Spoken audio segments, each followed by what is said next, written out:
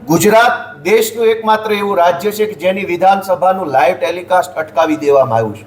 આ બિલકુલ ગેરબંધારણીય, અલોકતાંત્રિક અને જનતા વિરોધી કૃત્ય છે.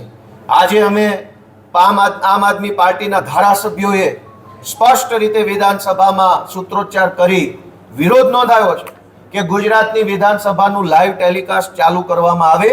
ગુજરાતની જનતાને જણાવવામાં આવે કે જનતાના મતથી ચૂંટાયેલા નેતાઓ અહીંયા શું કરી રહ્યા છે, કેવા પ્રશ્નો ઉઠાવી રહ્યા છે, કેવા કાયદાઓ બની રહ્યા છે, કેવી પ્રોસેસ થઈ રહી છે, મંત્રીઓ શું કરી રહ્યા છે, ધારાસભ્યો શું કરી રહ્યા છે.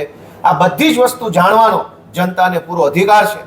અમારી વારંવાર માંગણી કરવા છતાંય મેં પોતે જ્યારે હું ધારાસભ્ય ચૂંટાયો ત્યારે લેખિતમાં પત્ર લખી અને માનનીય સચિવશ્રી, માનનીય અધ્યક્ષશ્રીને જાણ કરી હતી કે ગુજરાતની વિધાનસભાનું લાઈવ ટેલિકાસ્ટ કરવામાં આવે.